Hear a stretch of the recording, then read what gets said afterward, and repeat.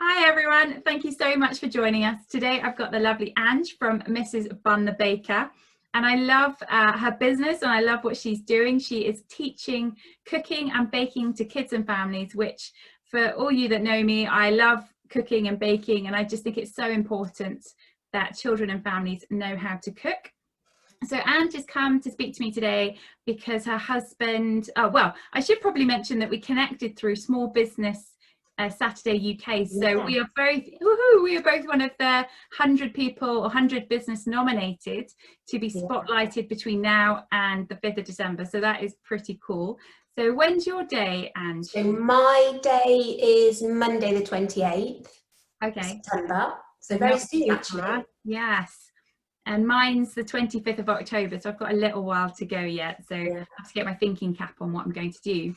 But we got chatting, and Ange shared that her husband last year had a septic shock. And as it's National Sepsis Day on Sunday, we felt that it was a good time to chat and share a bit about the impact it's had on her and her family, and obviously the impact on business, but the sort of good that's come out of that situation as well. So yeah, and would you just like to share a little bit about your story?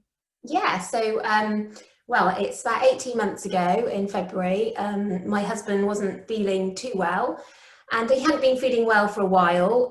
He'd had things like stomach pains, and he just had a bit of breathlessness, and he was finding it difficult climbing stairs and things. And he didn't tell me all of the symptoms because he's a man and obviously they don't, but he told me a few of them. And he told me also at work they were going through change and there might be redundancies happening and things, so he thought he was just getting anxious about all that, and was just like, oh my god, it's really taken its toll on me, the thought of maybe losing my job and things. So he went to the doctors, and the doctor was like, you know, I think it'd be fine, maybe you might need, you know, some pills to help you if you're anxious. He's like, well, I don't really want to take any of those, you know. And then he also had a cold foot, and he told the doctor he had a cold foot, and they said, oh well, I'm not sure, you know, we'll come back to me later if that's still going on. And so this was going on for a couple of weeks, and then that morning before the ambulance came, I said to him, you really do look pretty ill, you know, like being poisoned. Are you sure you're okay? And he was like, I'm fine, it's okay. And I was like, all right. So son came home from school, and Nick sort of took himself off to bed and said, I just don't feel good. And then within a couple of hours, I was like, look, I need to phone 911. You really don't look well at all. You look really sick, and you're like, he was like not being able to breathe very well, and he was tossing and turning. I was like, oh my gosh.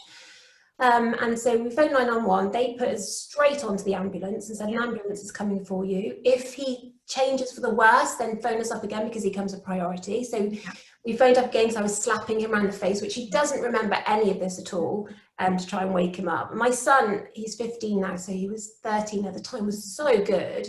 But we had no idea that this was sepsis. Absolutely no idea at all. We just thought he was just pretty sick and something was going on in his body. So the ambulance came. They didn't know. They were like, oh, what's he taken? What's he done? Where's he been? I'm like, nowhere. He's like, oh, don't know. So they said he was low on sugar, gave him some sugar, and then just like rushed him in. We were there for a couple of hours before they saw us, and they basically said to us, Angie's got to go to intensive care. He can't breathe.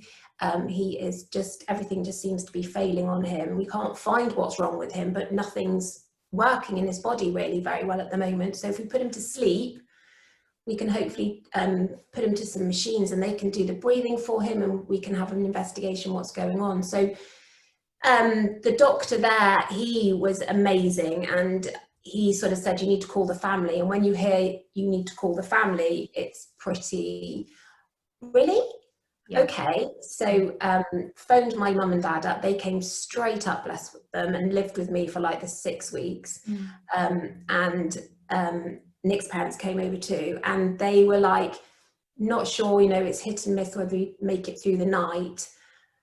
So I was beside myself. I was like, oh my god, really? This isn't happening. You know, he was fine a few weeks ago. I just thought he was a bit poorly. So the doctor came the next day, and he was just like the biggest beam on his face, because Nick had made it through the night.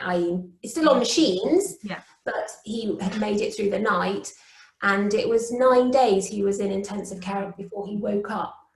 Yeah, a long time to be. in a coma. And so everything was failing: heart, kidneys, liver, lung, bowel, yeah, everything. And it wasn't for a while that they actually told us it was sepsis either. They were like saying, has he been on the river? What's he eaten? Where's he been? Because they needed to find out what exactly was going on. But yeah, his body had gone into sepsis shock because there was something going on. Did they ever find out kind of what caused it, or was it just one of those unknowns? So they think it was some sort of bacteria. They don't know where he got it from. They think it started in his gut because his bowel was so badly damaged. So they're not sure. Like, he went on the river, so they said he could have picked it up on the river from the water. It's one of those things. They can't pinpoint exactly where it came from, but obviously it was taking its toll on his body and just affecting everything. And yeah, it's amazing how quick it went, actually. The process of it, from like saying he looked like he was poisoned in the morning to maybe, if I hadn't have phoned the ambulance, maybe not waking up that next morning. It's like you've got to catch it. You do, and it's a good job you phoned the ambulance when you did, by the sounds of it, really. Yeah, I think I do think if I hadn't, then we'd be in a different position. And I think lots of people, as I say, don't realise the quickness of it. Like, because you can get sepsis and then you get antibiotics and it can clear it up, and that's fine, you know, because antibiotics going to kill it all off. But as soon as it takes that extra step, it's that kind of you're turning into the shock. It's when the body's going into shock, that's the issue. And it's just overwhelmed. The system is overwhelmed and can't cope and needs that additional help. Like, you know, obviously Nick was very poorly, that he needed to go on the ventilator and needed to be breathed for. So yeah, bless him. Because it was funny, I went on for Mrs Bun. I had to do my first aid course, update it, and I remember we quite like jigsaws, and we were doing a jigsaw, and Nick bent over to get a piece of the jigsaw, and he went, "Oh, my tummy, it really hurts, it's really swollen." And when I went on the first aid course, we were talking about sepsis, and that is actually one of the things. Like your body sort of starts swelling. And I didn't know that, and you're like, really? And because I thought it was like gas. What have you eaten? You know, something gone wrong in your tummy. But yeah, it was like, wow. Yeah, definitely. That's the thing with shock. It's one of those things that, you know, like I say, can go quickly, and you've got to just, like, the cold hands and feet especially. And did he have mottled skin at all? Did his skin go all like he didn't really, probably until he went into hospital, and all his hands were like, you know, like the Michelin Man, I called it, because everything was like really swollen up, and yeah, like the blood not going to his foot, because I remember them talking about plastics and saying we might have to get plastics because we're not sure if the blood's going, because he kept saying to me, "Can you scratch my foot?" And you know, like, you're scratching it, and he goes, "No, can you scratch my foot?" And I'm like, "I'm scratching your foot." You couldn't feel it. But he couldn't feel it. So, I mean, luckily all that sensation did come back, and he's just, like, if they said he hasn't got liver failure from alcohol or anything like that, it was from the sepsis, so it can bounce back. Your liver actually bounces back, and your kidneys bounce back, which is an amazing thing. Definitely. So they all recovered, and he's just been left with a little bit of heart failure. So, well, that's incredible. I mean, such an incredible story that he's still here to tell. You know, many months later, so that is fantastic. And how about you? You know, you obviously you've been running your business for a while, Mrs Bun the baker. So what impact did that have on you running your business?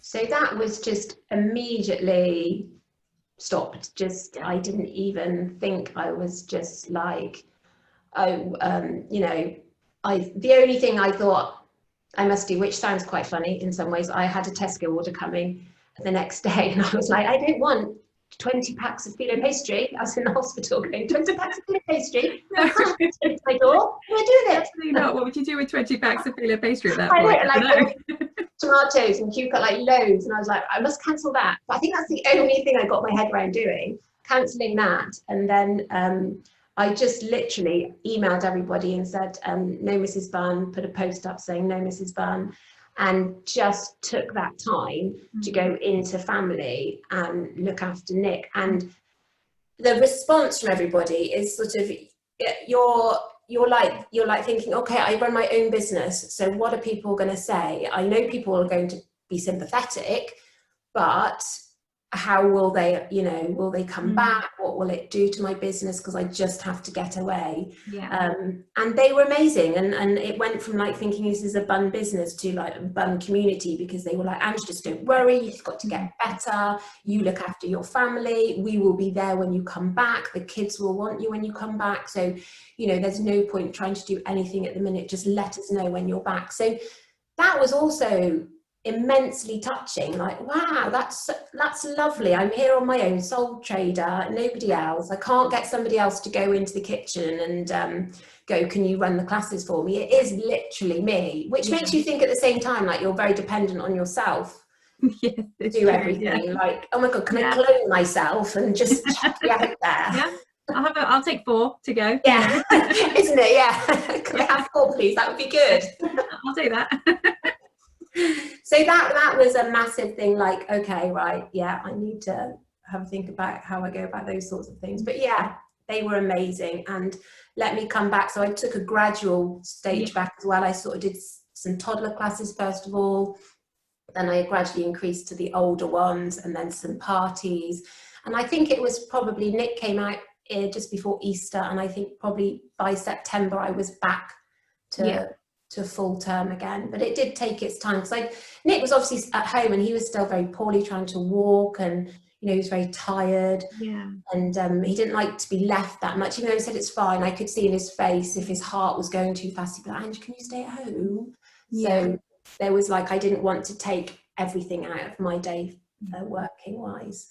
So I guess that's good that this obviously having the business gave you that flexibility to a degree then to be at home, would you say? Or I think that's also a good thing. It did. It gave me that flexibility to say, right, actually I'm staying at home, I can't do anything else. I think that was quite good. And obviously then COVID hit. We've got to love the COVID. So would you say there's been any strategies or anything that's really helped you to kind of pick yourself up? Because obviously you've had 2 major kind of traumas, but obviously the sepsis and the COVID, it all takes its emotional impact, doesn't it? So what's helped you to sort of pick yourself up and keep going through these times? I think it's thinking like, I used to really bother about the little things in life, and I think I probably don't stress about so many little things, although some bun might say, Mum, you do. But I try not to that much anymore, because I just think I've realised that life is short and life can just go like that, and it can change in a moment from being, okay, we're just doing this, to we're not doing that, and what's my life going to be like? So when COVID happened, I did initially go into complete panic, I think, and then thought, no, Ange, come on, it's going to be fine. You've done something, you know, you've got through worse than this. It will be fine, and you're still here, and you can still do some work. So I think it was just like, no, Ange, come on, take it slowly, plot, think, you know, and just don't panic. Just take it in your stride. What will be, will be. And I think the thing at the moment is we're all in the same boat. So I do think I do have those panic moments and think, oh my goodness, like they've just said 6 people together now. So for me, that's tuning to parties, like, oh, I had some parties booked and I can't do those. But it's like, no, okay, it's fine, because lots of other people in the same boat. We've just got to ride through it and focus on getting through this at the moment, I think, and not worry too much about the future and think, well, what can I do? Because we don't know at the moment. So that's a really valid point. I think those panic moments do happen. Like I've, you know, had the same thought myself when I heard about, especially the 6 people, and then you instantly go, what does that do for training? I think there is a different element for first aid training though, rather than, because it's not seen as a social gathering. So I think we're from that point of view, it's okay for first aid training, but it does get you thinking, and then you start to go, okay. But it is that, you're right, it's that just taking a moment, taking that breath and going, actually, what can I do right now? What do I have control over? And what can I put in place? So a lot of what I'm doing at the moment is thinking, okay, how can I second lockdown proof the business and just do what I can with what I've got, really. I mean, hopefully, I'm not putting it out there there's going to be a second lockdown, by the way. No. I'm just going, well, I might just plan just to be on the safe side.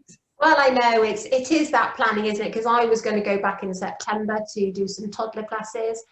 And I thought, no, because I've been through a stage where I had all my classes and I had to cancel them. So I just thought I wanted to see what schools were like for a term, see how people get going, because this is the new norm, Yeah. and see what goes on, and then think, right, okay, after October, maybe I can think about it then. Yeah, I would agree with that. Like, I haven't restarted sewing classes for that reason, because I'm like, you know, first aid training's different. You know, it's needed in terms of people needing it in order to, especially if you've got nurseries. I've been doing a lot of nursery training because that's important. But sewing, I'm like, you can still do sewing at home. So it's not quite the same. You don't use to come to the house, it's fine. I know, but I think it's just, like I say, it's taking it short things as well, isn't it? Not looking too much at like a bleak picture and going, no, let's deal with that little bit, and we can process everything else as it comes. So we can, and for the minute, I'm thankful, very thankful we've got a small business. I think that's just being able to champion other businesses, just being able to celebrate, you know what, we're still here, we're fighting for small businesses across the UK, and I think that's it. Yeah, I think, you know, the thing with, you know, buying flour and toilet rolls and eggs, and so I found a local egg supply that I didn't know about, and I'd already used the local flour supply, but I used him more. And then I also promoted that on my bun site, because I know people like cooking, and I was like, well, if you can need eggs, use this people. And you know, so it was like a knock-on, just as support for support, you know, for small businesses, and saying, let's use all these people, they're there. So it is great. Yeah. Oh, it's been so great talking to you, Ange. Thank you so much for sharing your story. I know it's not an easy story to share. And like I say, it's National Sepsis Day on Sunday. And if you do want to know more about first aid training, then do visit lifeskillswithmrst.co.uk, and I am on Facebook and Instagram.